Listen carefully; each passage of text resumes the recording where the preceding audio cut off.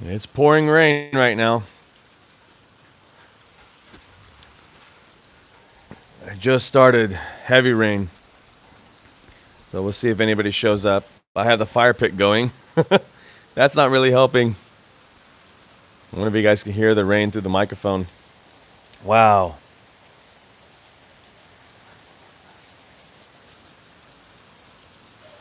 God, raining. It's raining hard.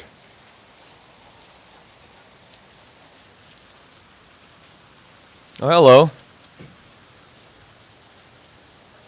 Lulu doesn't want to come outside.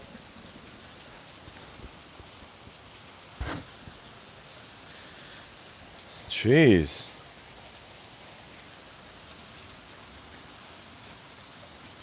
How are you doing tonight?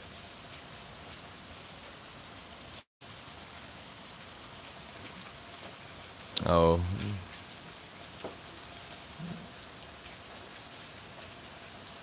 Like I said, I'll stay on for a little bit more.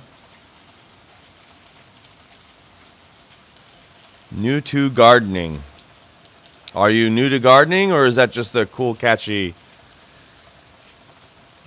username? I'm very good. It's pouring rain right now. It's like a hurricane just arrived. Like 20-mile-per-hour wind or more right now. And it just started.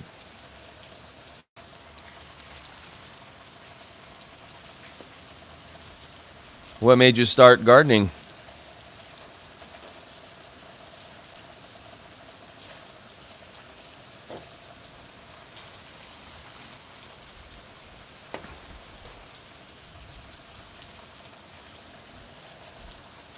Jeez, mercy. New house. I was going to say something new. New baby, new marriage, or first marriage, new house. So is the house just blank? There's no, like I like to say, blank canvas? Or is there already trees and shrubs and flowers? Oh my God. It was a bad choice doing this outside. Apartment living to a house. That must be exciting. You're renting or you bought it?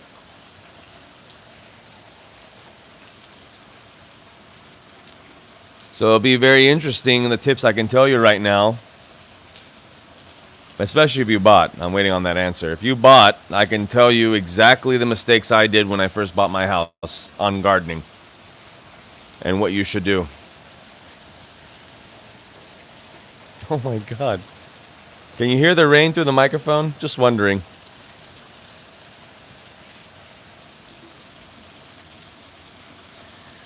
My word.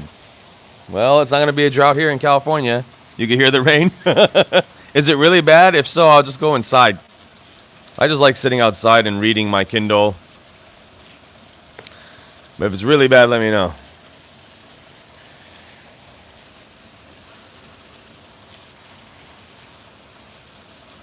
Okay. So, you bought a house. Hello, Deborah. Yeah, I'm assuming it's around 9 o'clock where you're at. Maybe 8.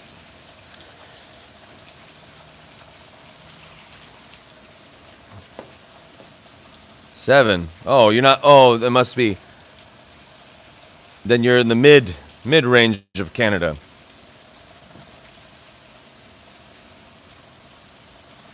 Alberta. There's a good YouTuber out there, Alberta Urban Garden or something like that. You're in Florida. I heard that Florida is getting a frost today. Their first frost of the year. Are you in that location? They're worried about the orange fields in Florida right now.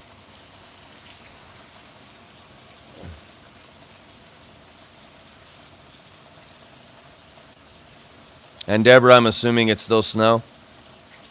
Right? If anybody just logged in, it's pouring rain right now. It started right when I hit live. It just started. I have a fire pit right here next to me. You're next to Georgia.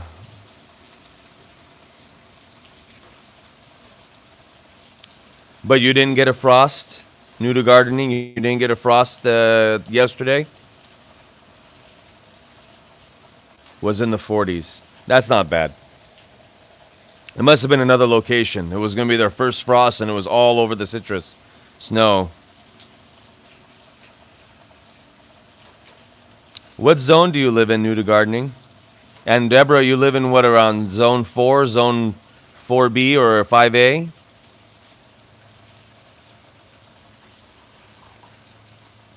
All right, sounds like the rain's starting to settle down. Lulu doesn't want to come outside. Sean's at Costco.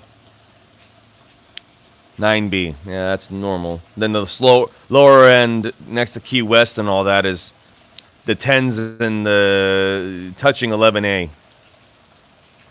There's pros and cons to those things. Like, I would, here in California,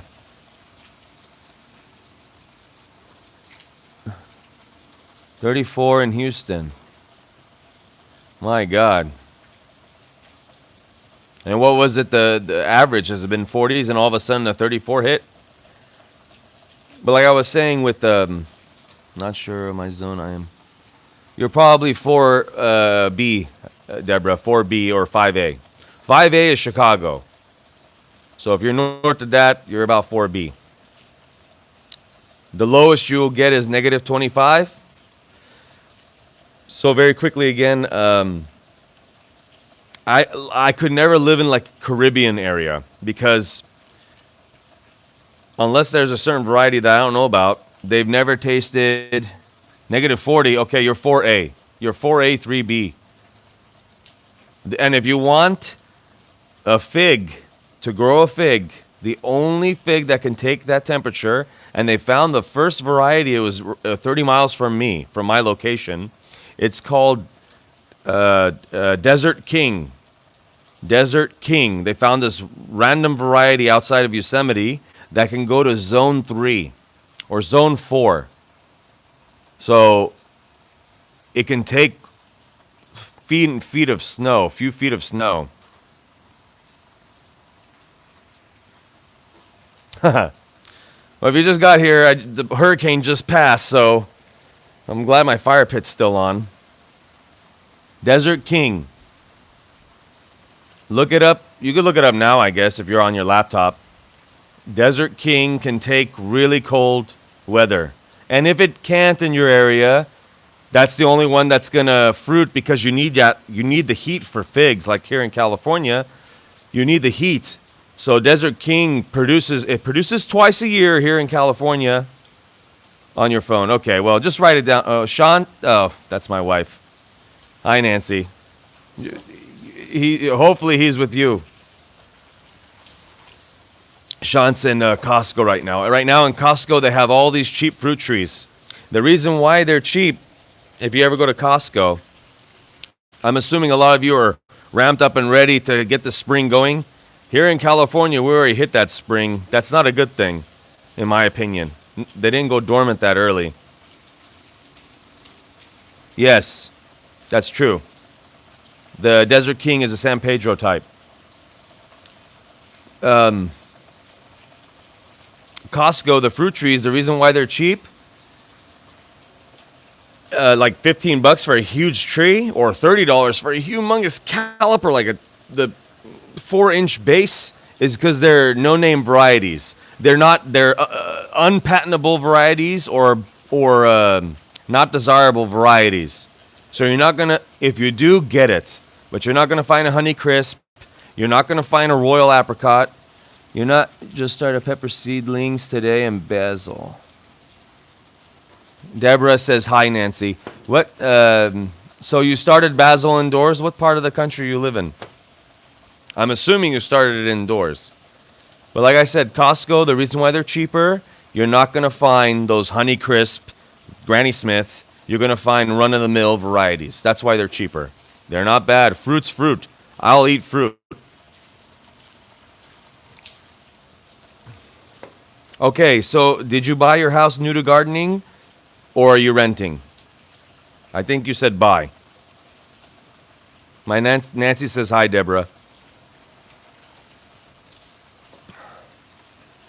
And I'll wait for new to gardening's response.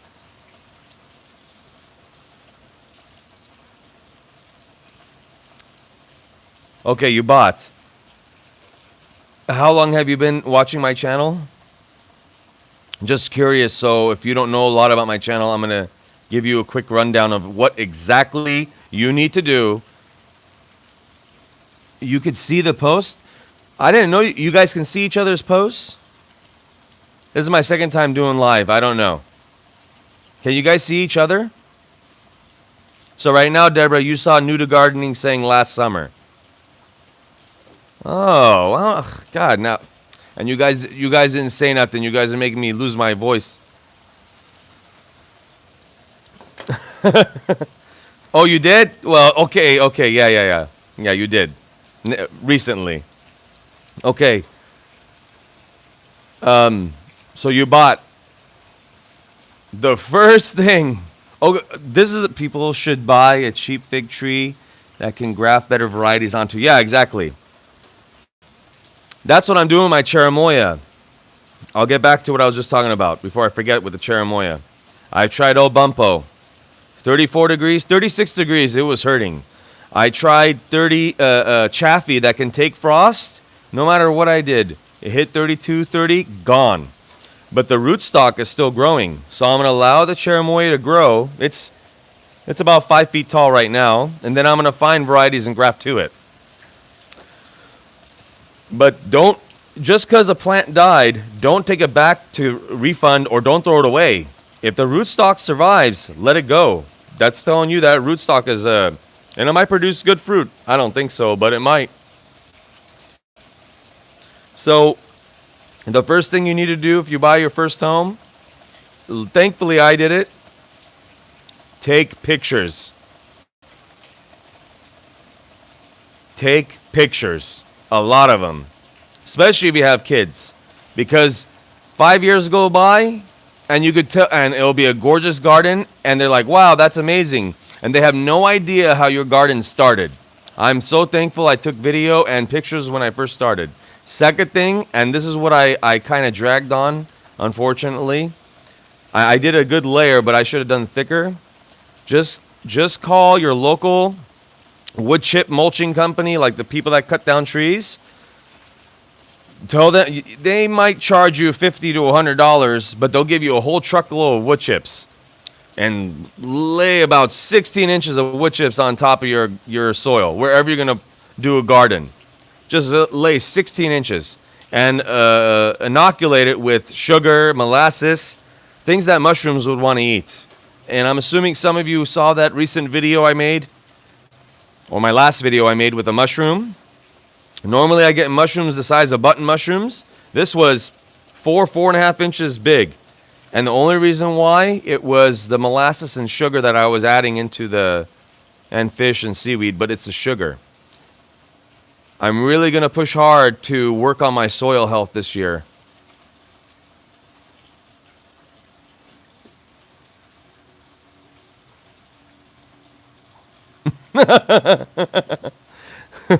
No, I haven't tried that.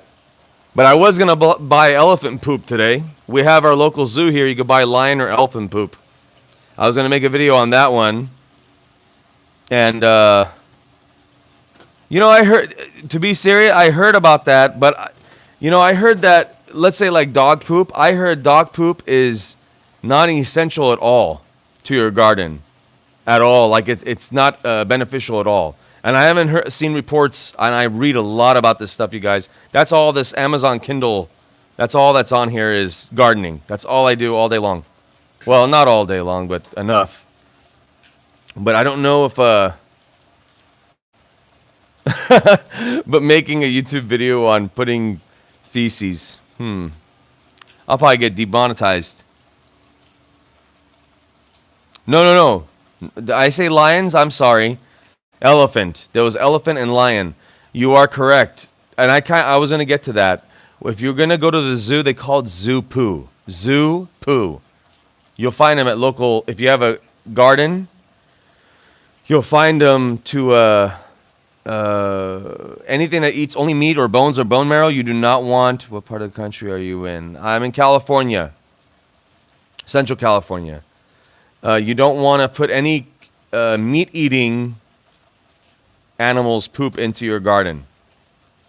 And that's why I don't. If you think about it, well, I'm talking to myself. If I think about it, and when I had stray cats before I had Lulu, I used to have a lot of cat poop in the garden. Anywhere the cat pooped, plants would die around it. And what do cats primarily eat? Meat. So I don't think. I don't know why that works that way, because I do know of few farmers that put chicken bits and stuff into their compost pile, and then the compost heats up, and it's excellent compost. But I guess if it goes through the digestive tract, something wrong happens. I'm not really sure what. Okay, let's see. Did I forget about talking about something? So I'll show this. Yeah, it could be the microbes, the intestinal microbes causing something.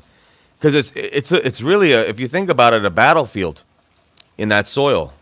Like if you're buying mycorrhiza spores, it never rains in California. Yeah, recently, this year it is. It won't stop. It won't stop. And finally, it's quieting down. I don't know if you guys could stop hearing the rain. But I'm very worried this year about the water. I'm trying to use less and less water. I use about 4,000 gallons on average this winter. And the average in my city, what they use is 14,000 gallons. I don't know what people are doing to use that much water, because no one, excuse me, the average person does not have a garden like I do. Maybe they have 6 fruit trees. So how much are they watering their lawns, or how much laundry are they doing? Are they letting the shower run all day long? They need to find more here in California. California, for the past, what do you think is the best perennials for a temperate climate? Like, depends on where you still hear it. Well, let me know if that rain is too loud, though. I don't know how it's coming through the microphone. Now, perennials, I only like planting perennials. I rarely have any annuals. That's because I'm not lazy, but I don't want to. I like to know that a plant's going to be there forever. It just makes me feel good, like knowing that Shant planted that or something like that. But perennial, I would plant. Ohio, are you like zone 6? Are you zone 6 or 6B? Something like that? Regardless. And what perennial, a lot of things are perennial. Do you want edibles, non-edibles?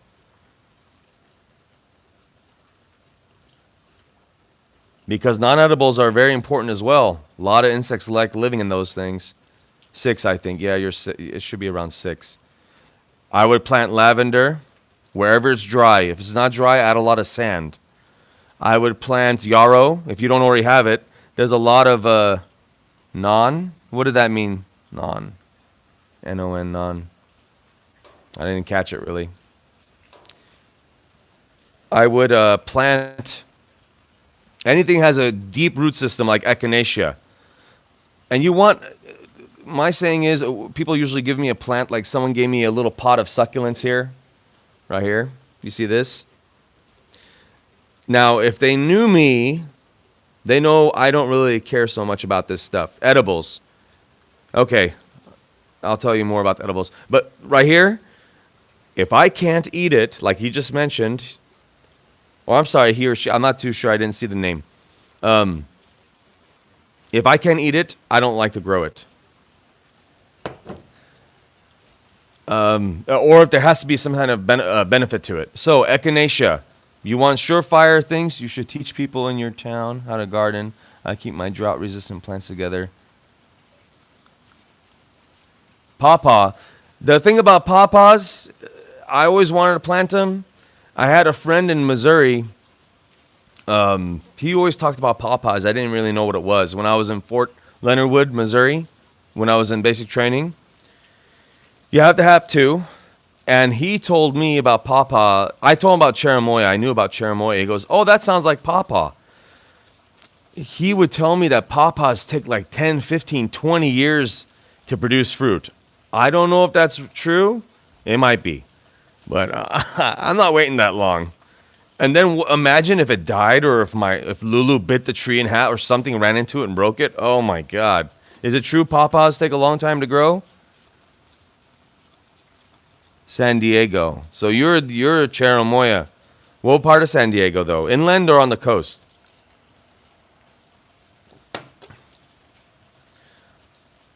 But like I said, drought resistant inland. You can still do Cherimoya though. The Chaffee variety. Adamoya will take it easy. So you're more like San Marcos or Escondido, somewhere around there. But like I said, lavender, echinacea, edible perennial, lovage or lovage, that plant you don't even have to look after. But if you want some calories, because herbs aren't going to give you calories, you can't.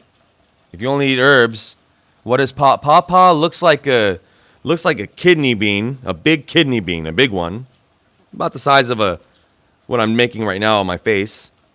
Some are smaller, some are bigger, and they're the North American variety of cherimoya, you could say. Like a custard apple. They taste very sweet and they're custardy. Pawpaw. I'm not too sure if they can grow in Canada. But cherimoya is known to grow in southern Mexico and South America. Pawpaw is our version of that. But then again, the herbs, again, if you wanted to grow perennials, if you want calories, Jerusalem artichokes, that's a lot of calories. You'll never have to look after that one. Potatoes are almost like a perennial. You just don't pick up some of your... That true is turning black on the trunk. Okay, turning black on the trunk, I'll talk about that in one moment.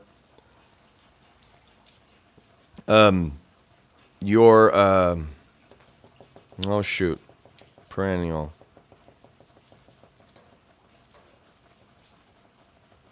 It's okay. Welcome back. Potatoes. Oh yes, if you forget a potato in the ground, that's going to give you 10 potatoes next year. So there's your calories. That's a perennial. So you need it. If you want perennial edibles, just don't do herbs like I just mentioned. Echinacea, yarrow. Well, you shouldn't really eat too much of yarrow, but lovage, things like that. You want calories, and that's going to be Jerusalem artichoke, which will take your zone. Will take almost anybody's zone. So a fast producer, and potatoes. Hey, hello from Argentina. I'm having trouble getting my hydrangeas to bloom. How can I promote the bloom? So is it in a pot or in the ground? If it's in the ground, either or. Actually, let me wait on that answer. If it's in a pot or in the ground. Then the apple tree going black, is it hard? Or if you press the trunk, is it squishy? Deborah. It's still raining. In the ground. Okay, haven't tried. Okay, try that first, and I'll get to the black trunk in a moment. In the ground, when it bloomed, was it pink or was it blue? And while you're answering that, number one reason is not enough phosphorus. Or your soil could be too much clay or too much sand or silt. White. And is the leaves still healthy looking?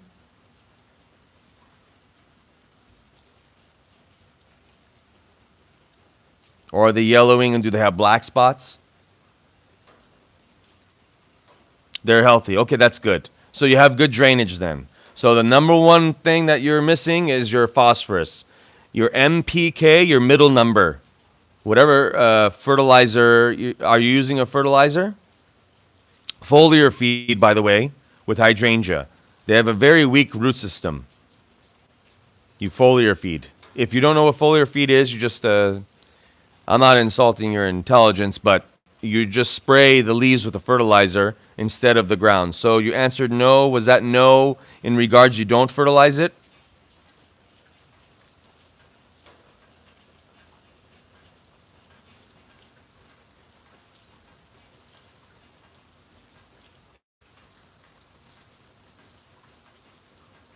Okay, well, that's, yeah. Yep. They're heavy feeders. Heavy feeders. And you want to do it now because it's going to start blooming soon. They're one of the first things to bloom. Foliar feed with, I only like natural or organic. But if you don't mind using chemical, then you need a foliar feed with some with a bloom booster. But if you want organic, you want something fast acting though. If you do bone meal right now, you'll be fine. If you wait a month, the bone meal won't degrade in time to give nutrition. So bone meal would be in the ground. And if you do get seaweed extract, spray the leaves to give it food right now. With the bone meal a month from now, after the microbes and the earthworms get through it, an organism has to ingest the bone. It's made out of bone. It used to not be because of the mad cow disease, but now it went back to bone, mostly. They will ingest it, and their castings will be available for the plant. So bone meal, ASAP. ASAP. No problem, you're welcome. But ASAP, don't wait. I'm talking like tomorrow. If you're going to go organic, if you're going chemical, it doesn't matter when you do it. It'll be fast acting. The reason why chemical, in my opinion, is bad, the plants become drug addicts, in a sense. They'll get used to that, and when mycorrhiza, and they've studied this, when mycorrhiza comes to contact the roots to share sugars and vitamins and minerals together, the roots won't come in contact. They'll just fight it off. They won't share their sugars with the mycorrhiza because they're saying, we got all, and of course the train's coming by, we got all the food we need. We don't need your mycorrhizal network to go out miles and miles and get all the nutrition to us. We'll just, we're fine with this chemical Miracle-Gro fertilizer that this guy keeps spraying on us. And then when the time comes, when you stop doing it, or when the salts in that chemical fertilizer builds up in the soil, the plant starts degrading. And what happens? The insects start coming in. This is an insect, by the way. The insects start coming in. Well, we got a solution for that. It's called pesticide. Let's spray pesticide. And now what happens with your pesticide is you kill the earthworms that's also helping fertilize and aerate your soil. You kill the mycorrhizal fungus or fungi. You killed everything. And to me, that's exactly what they want. That's what they want. They want you to rely on their stuff. And let's see if I get backlash for that. I never said that before on YouTube. Yeah, they are, huh? They're crazy. They're crazy. I just messed with some today. I moved some wood chips over to show my mother-in-law. The worms, because she doesn't have much worms. So I just said, pick any spot. And I just moved the wood chips. Maybe about 10. If I dug more, it would be about 20. I average about 20 earthworms per square foot. You get close enough with your ear, you could hear them slithering in the ground. But they're funny because the way they react to you, once they get sunlight, they start flopping and going crazy. I know, I understand they're scared because that means they're exposed to birds. But they're funny critters. And I heard recently of interesting study they're doing. They're trying to find out how come new gardens, like with yours with the new house, thick layer of wood chips, if you can do it. Take pictures and put a thick layer of wood chips and green material and let it break down. You're not going to regret it 2 years from now. So they found out they're testing if the eggs of worms are coming out of bird feces. So that they're eating the worms, and the worm, if it had eggs that were fertilized, eggs that were fertilized, they can't digest the egg, the earthworm egg. So when they poop in your garden, that's where the worms come from. Not the only way, obviously your neighbors and stuff, but Wow, we're at 30 minutes. This is the longest video I ever had. The longest one was, I think, 21 minutes. That was Spring Garden Tour, the first one. And that's coming up sooner than later. It's probably going to be the end of February. I have to do a Spring Garden Tour. And I hope it's not like the last one where everything burned because of the late frost. Let's see, any more questions out there? Oh, I have a question for everybody. So I have two of these. They're lavender buds from the Grosso Lavender. What can I use with all this? There's two of this full. Here, I'll open it up. I don't know if you can see it. Let's see. You see all that? There's two of these containers. That is so strong smelling. What do you guys use lavender for? Now, before I get tons of answers to the same thing, I know about tea. Yes, I see. I knew it, Deborah. You beat me to it. Okay, yes, the apple tree. I'm sorry. The blight, no. I don't think it's going to be blight. Well, you have to touch the trunk. If it's soft, it could be blight. Is there wood chips around it or grass growing around it? Preaching or selling something? I always preach. I preach too much. I preach and no one listens sometimes. Grass? Get that grass out of there, Deborah.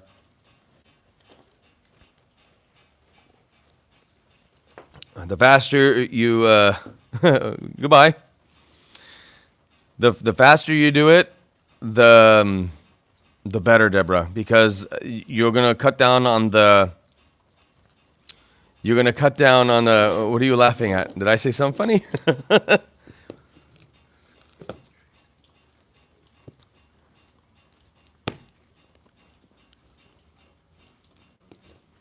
Oh, shoot. I didn't... How do you see... Oh, there we go. Oh, I can see older messages. Okay. Okay, so Deborah, I'm not going to forget about you, but the first step is get that grass out of there. That it's causing too much moisture. Hi, Moses. I have 6 container trees that need to go in the ground. Going to keep them small, under 6 feet. How close could you put them? Well, you asked the right person. Oh, you're laughing at Tanner? Those sometimes people come on here and say, hey, I voted for Trump. I just wanted you to know I'm the reason that Trump got in office, and they leave. I don't know. Whatever. You'll be surprised, Deborah, the things I hear. 630 videos now. There's a comment every hour, and some are not good. Yeah, basically. Let me scroll back. How close you would put them? Okay, I do have a video. On planting close. So if you want to search that, you can. Probably Zaatar Gardens, planting trees too close with a question mark. So you can watch that later. But this is my idea with all that. A lot of what I do in my garden is not to sound egotistical, but it's from my own mind. Very quickly I'll talk about it. When I got back from the war, my mind wasn't all there. I had a really... Sorry for the shaking. My mind wasn't all there, in a way.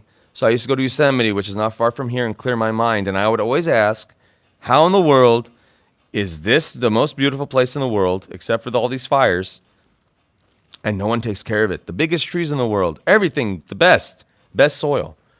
So I would look closely, and you would find blueberries, 20 blueberries in 2 square feet, almost. I mean, maybe exaggerating, but they're not spaced out. So I thought to myself, okay, somebody subscribed. I thought to myself, how training them, just worried about going too close. Okay, so I'll speed it up. Sorry about that. There has to be somewhere in the world where a wild apricot dropped its fruit all around it, and it grew more apricot. Maybe 20 trees around the mother plant, less than 6 feet away. There has to be. All these plants weren't created by us. They had originals, like a citrus was the Buddha hand. Pomegranate was a white one from Iran, I believe. So in the wild, avocados, they drop and it grows right there like a forest. I think that's the natural way it's supposed to happen. That's why in my garden I plant herbs underneath my trees, because I don't think the soil, not even the wood chips, are supposed to be exposed around the trees. So the closest I have my trees in one part of my garden is 3 feet. I have trees 3 feet together, close. I have a Santa Rosa weeping plum and a sapote, a white sapote, 3 feet from each other. Three of them, 2 sapotes and 1 plum, and they're 3 feet triangle, 3 feet. And that's true. Hi, Wayne. That's true. So, sorry, Moses, I'm going to go log off. So, well, good. That means you really care about that tree. But that's the first thing. Then later, if you want a next video, just randomly comment, or a recent one, because I get the notification. Just tell me, okay, I touched the trunk. Now something's wrong. Let me know. Let's see. The trees. Yes, light levels. That's also very important. But in essence, I don't think planting them too close is going to do much harm. It was planted in memory of my nephew. Oh, I'm sorry about that. Good night. Bye, Deborah.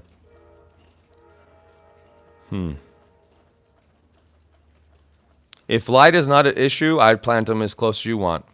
Bye, Deborah.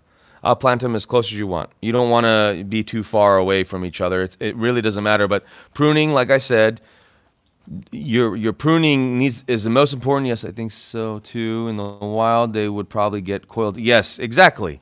In the wild, you can imagine. Now, we want everything nice. We want it to look like a golf course.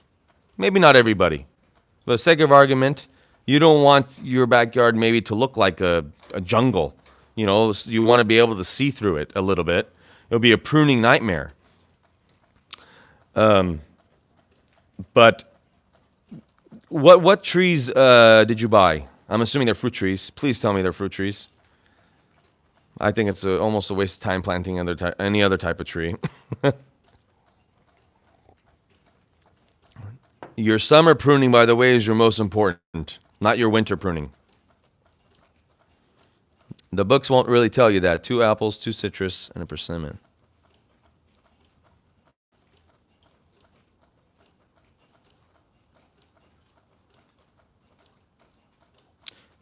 Okay, the comfrey I'll talk about right after the fruit trees. The apples, I have mine 6 feet away from each other. I have 7 different varieties. But what I do with my apples is I graft them on my own. I also have another video on grafting. I graft with just black electrical tape. So you want to graft the apples to help with pollination because it depends where you live. I forgot where you live if you mentioned. But if you live like where I am in California, apples don't do very well here unless those flowers are close. Before I started grafting, I'd rarely get fruit off of these trees. The apples, forget about the dwarf. It's on a dwarf rootstock. It's on a semi-dwarf. It's on standard. Sooner or later, they're going to grow what they want to do. Here in Central California, we have every fruit tree imaginable, almost. The breadbasket of the world. And you'll get San Francisco Bay Area. So yeah, citrus does extremely well there. I used to live in Mountain View and San Jose. But the apples are going to be a little issue, especially what varieties were they? Like I said, you want to graft your apples together, as close together as possible, as many grafts as you can, like Granny and Red. Okay, you're not going to have a problem. Red Delicious, you mean? I'm assuming Red Delicious. You won't have a problem. Now, if you told me I have Honey Crisp and I have, which I do, but as starting out with apples is not the easiest thing to grow. I'll tell you that right now. But it's probably Red Delicious. Oh, it's just a red variety, huh? Well, regardless, that's the fun part. There's sometimes clubs that just pass around scion wood, and you could just say, I have two. I have a Granny Smith and I have a Honey Crisp, and they'll give you, I want to do espalier too. I have an espalier, but I don't know. It's not the easiest thing to do unless you have a really good structure. But pruning the espalier, just pick your best branches, and you cannot do it like a normal tree. You're going to have to band it. You're going to have to do it now before it gets too stocky, and you can't bend that flexible wood. Apples are very flexible wood. That's why you'll see an apple limb with like 100 apples on it just hanging down. Kind of like I just recently saw the documentary, the Paul Gauchi, Back to Eden. Like he'll have his apple trees are like this. He says that they're bowing down to him, which is a pretty cool idea if you think about it. But really, that means in the wild, that's what it will look like. But that's called, in our terms, deformity. Deformed. It's a deformed tree. Yeah, they're deformed. But that's what a human being says. In the wild, they're all going to look like that. In the wild, or in nature, I shouldn't say wild. In nature, they don't all look like a popsicle stick. The trees where they're just bare in the bottom and there's all this fruit and leaves on top, they're leaves all the way. Like my pomegranate keeps wanting to go like a bush because it wants to protect its center trunk. And that's why you get you have to buy whitewashing. You have to whitewash your limbs because you have to protect your center. Like I do mine like an upside down umbrella. If you've seen my videos, I just like the way it looks. My fruit trees. Well, that when the sun comes in, it ripens all the fruit evenly and beautifully. But the sun will hit those limbs and just scald it if you don't whitewash, because it's not naturally supposed to be like that. But summer pruning is going to be important. And I wouldn't plant them if you have the space and if you're planning on putting more fruit trees, I would put them 6 feet apart. If you're planning on not doing any more fruit trees or just a little bit more, put them a minimum 10 feet apart. But 6 feet and prune hard. Sorry, I hit the microphone there. Okay, now we're at 42 minutes. My God.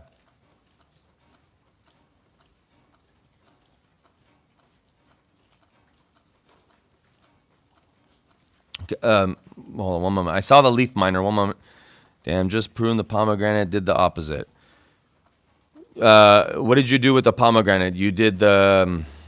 I know what I said, but I don't know what you mean by opposite. You didn't do like an umbrella? You did it like just like a bush? There's no right way or wrong way to do anything.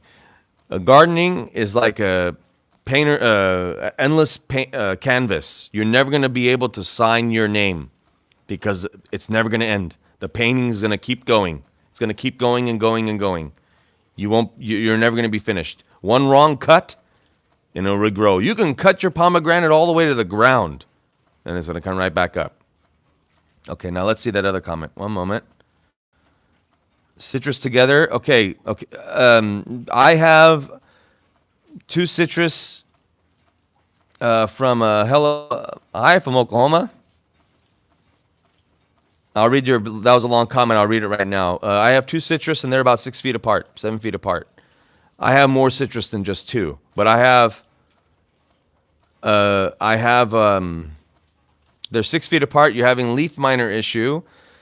You don't want to know how I got rid of my leaf miner. How tall are your citrus? Are these the new ones you bought? If so, then it'll be easy for you, and I'm going to tell you how to do it.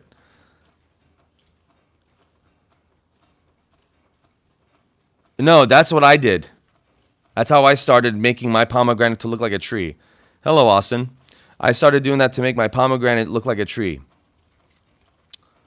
last year. So then they don't grow that fast, so it's not that big yet.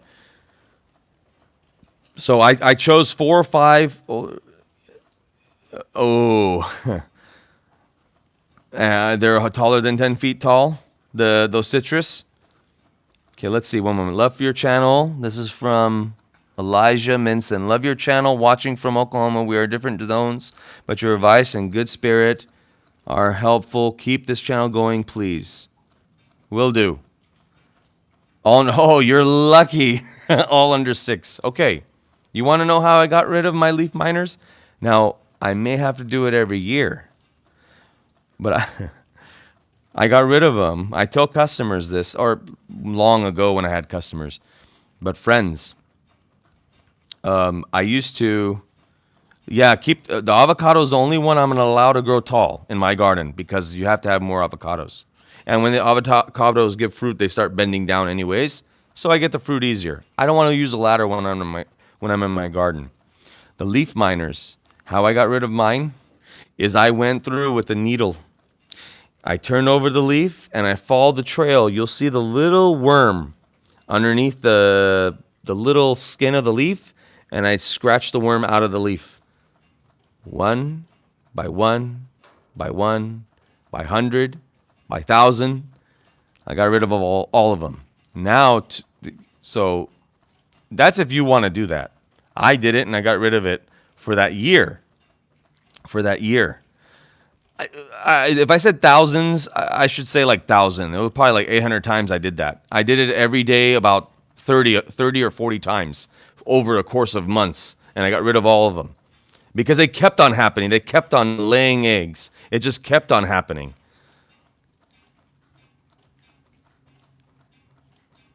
Don't cut the leaves off though. When the best, if you're a best time to plant if the leaf is really bad, Enrique, cut it off. Start new. But that didn't stop it. How I stopped it too is I hung garlic cloves around my tree. That little butterfly doesn't like the garlic cloves, but you have to hang a lot of it. Crushed garlic. Like I break it a little bit and I hung it with like fishing line or something, or string to keep them away. They don't like sulfur. When's the best time to plant bare root tree? It depends on where you live. Remember, a bare root tree is asleep, so it could be any time you want. But if you have frozen ground, don't plant it now. If you don't have frozen ground, plant it right now. I planted 3 bare root trees this past 2 weeks. I planted right next to my moringas 2 pears and a humongous prune that I found. Huge, about an inch and a half diameter. Thanks. My mom tried the rosemary bee bait and it worked on her avocado. Isn't it amazing? You know, you remind me, and I'm getting goosebumps again. That's when I first started. And when you plant the when you plant the bare root, the most important thing to do, you got to chop it in half. A third, really. But if you want to go more, better. It doesn't make sense to our mind. If I take away from the tree, I'm going to get less. But you got to remember the bare roots, when you take it out of the bag, you're going to see the anchor roots. The anchor roots are as thick as your finger. Okay, they anchor to the ground. They don't produce any uptake of nutrition or moisture. Those little hair roots do.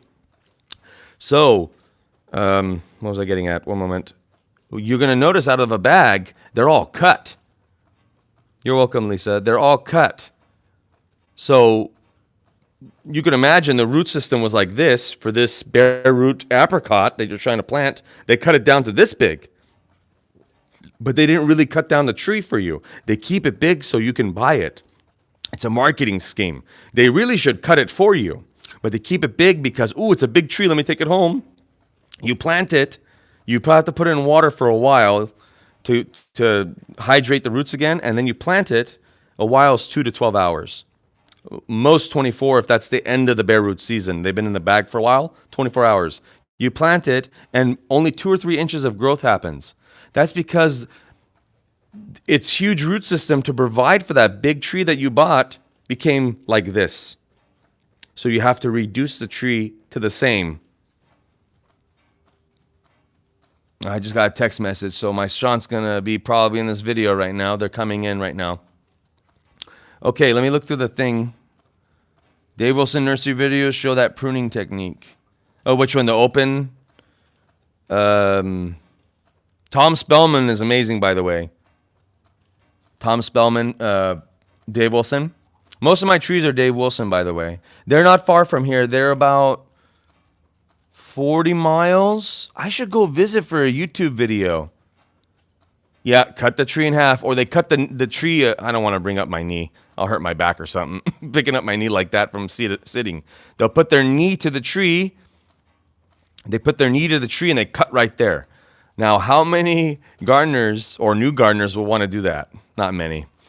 But there's another thing you can do. I have a video on my apple, my espalier apple. Instead of cutting down, you could also remove the buds.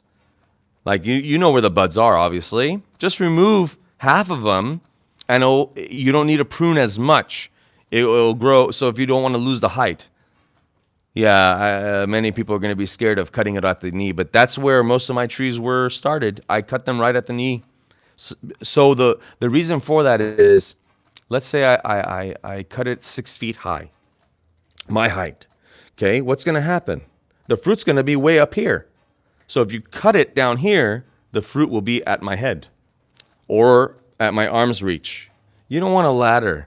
It's extremely dangerous. It sounds kind of ridiculous that it's dangerous to be on a ladder in the garden, but your garden's uneven. You don't know. It could be a soft spot. You could be reaching. You could be up 10 feet tall.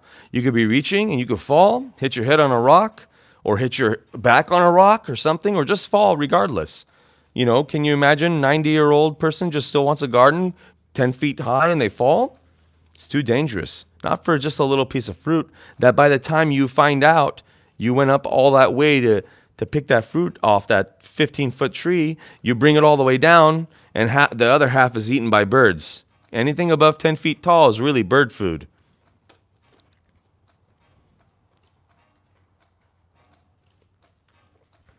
Oh, the mosquito, the pollen. Not mosquito. What am I talking about? The bee with the avocado and rosemary.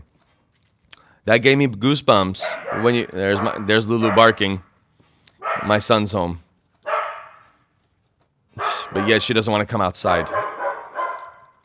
So, if you can still hear me, that was one of my first videos on YouTube. And after that, I loved doing YouTube. And it all started because there was rosemary on the table drying in plastic, and I would keep finding bees in that plastic. So I decided to put rosemary in my avocado tree, and all of a sudden there was like 100 bees on my avocado pollinating the whole thing. So that's how I pollinate my avocado tree. It's just hanging herbs on it, mostly rosemary. You've seen it. You have rosemary bushes, and you'll see like when it's in flower, on the side of the road, you'll see like thousands of bees all over the rosemary flowers. I don't know what it is with rosemary, but they love it. And here's Shant. Well, we're almost at an hour. I don't know how much. Hi, say hi, Shant. Hi. Hey, Shant, they can't see you. Hi. Hi. So, is there any other questions? Only reason I'm loving doing this right now, but we're almost at an hour. And I'm going to try to do this every week. I have a few questions. How did you know? What about the comfrey? Oh, Jesus, I'm sorry about that. My God. Okay. My thing with comfrey is I don't think it's beneficial, the leaves. I think the root is. Anything that produces a huge taproot like the comfrey is beneficial. I've read scientific studies that state, I wish I had the link right now to share, that state that the nutritional quality of comfrey is not that great. Come on, Sean, come here. He's shy now. He's shy. Lulu's finally outside, right when the rain stops. That doesn't mean that comfrey isn't bad. But what I see on YouTube with comfrey, because I did a lot of research on it, I don't like that you can't eat it. So I'm afraid if I have my dog and she eats it, it might be a problem. But what people see, I don't get to eat. I just want to know if it's good for trees. Everything's going to be good for trees, and that is the reports I read. That is the best green compost to use. but it's not necessary. But its taproot is. The taproot is huge. So if you have a hard clay, you want to plant comfrey and break up that clay. You want to break up that clay with a comfrey. So, but as for composting, that is the best green compost to use. Okay, so you have hard clay. Now you see why I edit my videos so much. So if you have hard clay, plant the comfrey. The number one benefit. That, you know what's also good? He's shaking my chair now. All right, Sean. There's a variety of carrot. Now I forgot because he's shaking my chair and I'm not really thinking. There's a variety of carrot that's tough. Any of you have kids, you understand what's happening right now. Okay, son, you hit the microphone. That went in their ears. Hold on. There's a carrot that can grow deep, I think like a foot deep, and it'll break clay like crazy. And people just grow it, not to eat, but to break the clay up. I don't remember the carrot name, though. So you just want to maybe look up hard pan or hard clay carrot. And they just plant a whole bunch of it. And whoever... hey, Sydney, Australia. Welcome. Okay, then. Yeah, that'll do it. But yes, do the comfrey. Do the comfrey. Am I pro or con comfrey? I will not be putting comfrey in my garden. I forgot who did the study on... Are you the garden man? Yeah, that's what they call me. Some of the nice words they say. But I assume I am the garden man. I should get a t-shirt. Or a cape. Not this one, though. But like I said, do it. It's not going to be detrimental to your garden. But don't just rely on it. Remember, I just say Yosemite because I live next to it. That I know of, there's no comfrey in Yosemite. And yet it looks the way it does prior to the fires. Prior to the fires. So it's not that you need it, you know. But if you need to get some good green, and it's perpetual green, you know, it just keeps producing green material. That's good. You know, it's not like you're going to be worried about cutting. That's why a lot of people grow parsley, by the way. Parsley is one of the most highest chlorophyll plants in the world. And if you cut it, it just keeps producing. So they cut and they drop. Cut and drop parsley as well. And the root of parsley is big too. Its taproot goes deep as well. And how many people know that's edible? Not raw, though.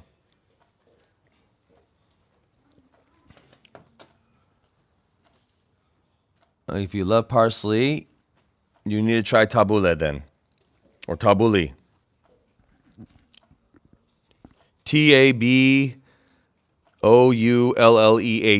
It's different varieties, spells. There's like 10 ways to spell it, but look that up. I also have a video on that, how to make it. So if you like parsley, it's a delicious Mediterranean parsley salad. So I hope I didn't take it too long. Okay, so you do love tabbouleh. That's good. You should. But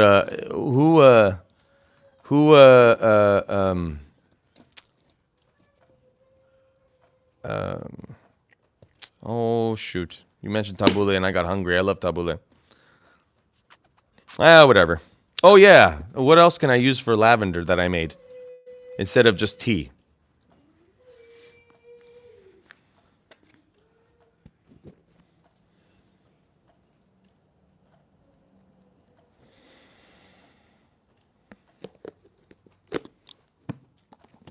Wow, 9 of you are still here.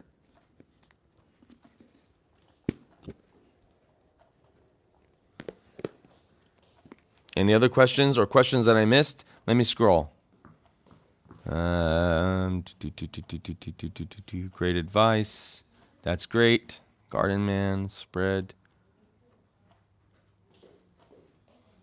Yes, clay with the comfrey. TJ.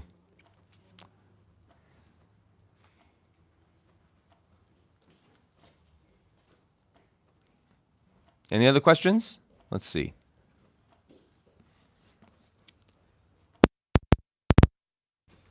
Oh, probably something else. But what can I use lavender for? Lavender buds. A lot of it. Hey, Daniel. How you doing? Well, maybe I should do long live because a lot of people show up. I mean, off and on. I'm surprised. Oh, that was the question. How did you guys find me? How did you guys know that this live was going to come up? Lavender buds, a lot of it. And I just want to know what to do with this. Other than, tea. What do you guys use lavender? Or have you guys ever eaten lavender or use it some other way? But yes, the question is, how did you guys find me? So, because last time I did the live, 2 or 3 people showed up, and there was a lot of comments saying, no, I missed it. The bell. Okay. And how is the community tab? I don't like to do that too much because you guys, I think, didn't join to get those Instagram kind of posts of, hey, check my YouTube account on what I'm doing right now. Did that help? Or because I also put on Instagram a lot as well, just to get some more people. Okay. So the bell. Well, I'll still do it all anyways. Any other questions? So in Australia, what was it? Wonderful Life. Australia, correct? Sydney? How's the weather? So to sub to the bell. Oh, I never done that before. Maybe I could just comment it on the... And how do you guys like my new way I'm doing YouTube videos now? Oh, wow. Oh, sorry. If it froze, it's because of a battery. I didn't have the bell, and I saw it still. Oh, I saw it. Okay. I started at 100%. Now I'm at 20. So I probably have another 5 minutes to go. So 5 more minutes. Lightning round. 5 minutes. How's the weather in Sydney? If you if you're still here, Wonderful Life, I believe it was. I know the south of Australia is drought. I have so many subscribers from South Australia. My second most subscribing base is Australia.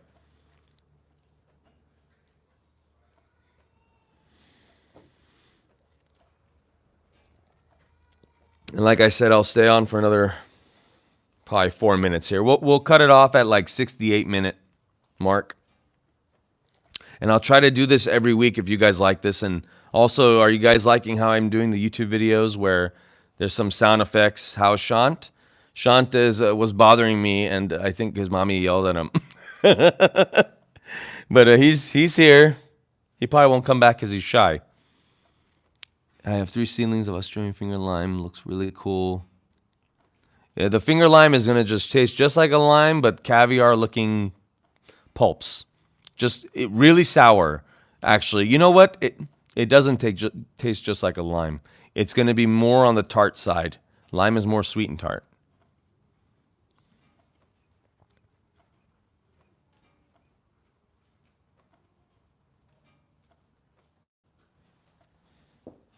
So any other questions? Potpourri for lavender. Thank you. Yeah, that's a good one. I didn't really think about that.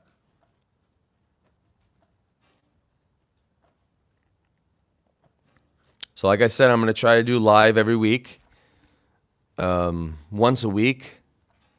And I'm trying my best to do better quality videos every other day,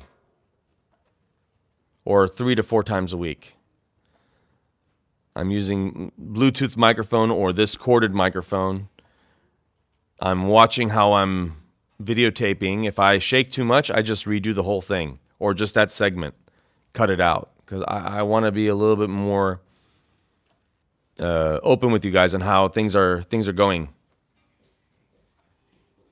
Okay, I removed the raised bed, yes. Okay, Sean says hi, everyone. I removed the raised bed. I put the cherimoya there. I put the guamuchil out of the pot and I put it in there.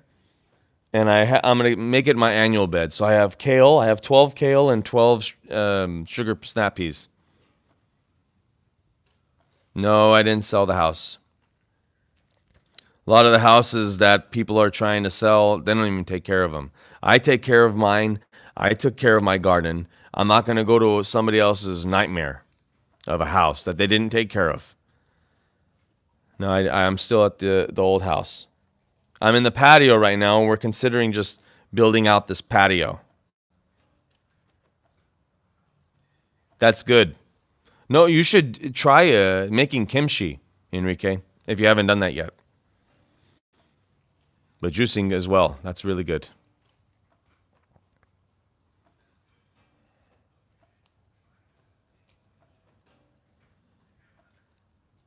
Any other questions?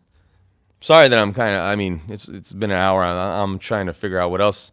I don't want to do everything all at once. I want to save some for next week. Do you guys like this time that I did this?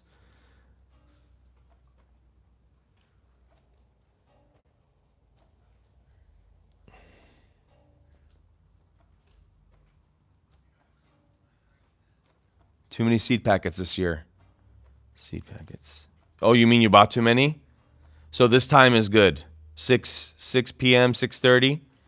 Because I got to remember, like I said, my second most subscribed country is Australia. The time was good. Or maybe I should do 2 times. Like one at this time and maybe one at, I don't know, 10 in the morning for Australia. I don't know what time I should do for that. Australia, Europe, Africa. I don't get any views from Russia.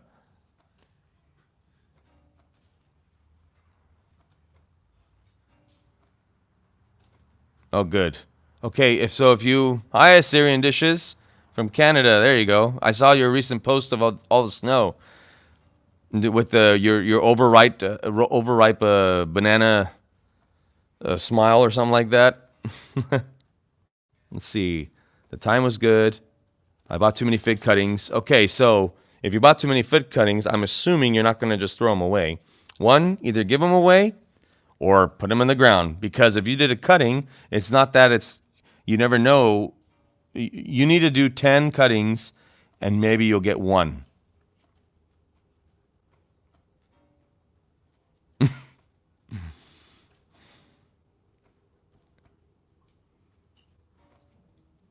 The good time to start for Canada. Where in Canada, or how north are you from the border?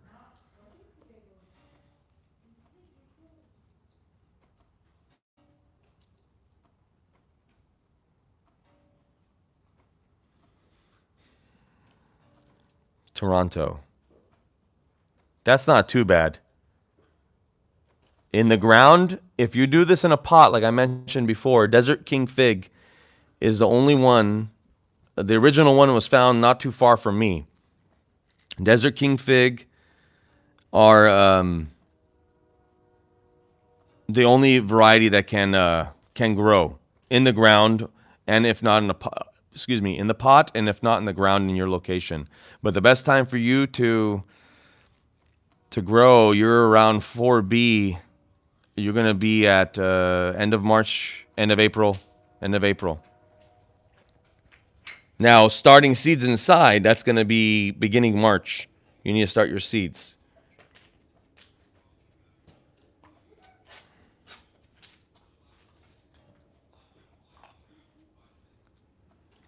I'm probably going to run out of battery here soon. I'll cut it off when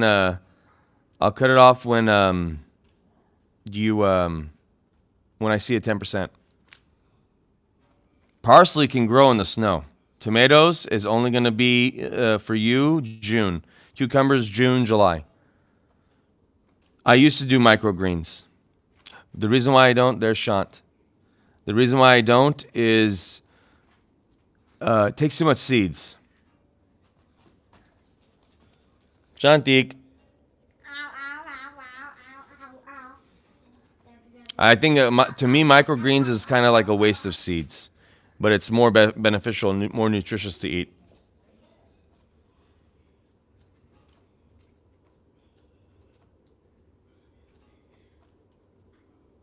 Any other questions? But like I said, parsley can grow in the snow. Not heavy snow, light dusting of snow.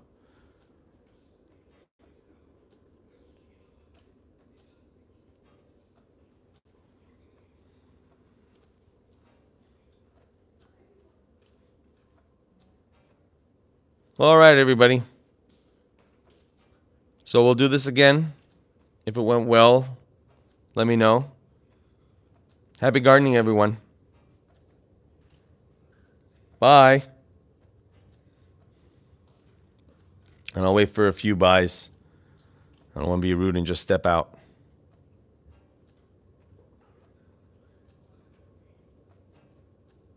Good night, guys. Bye-bye.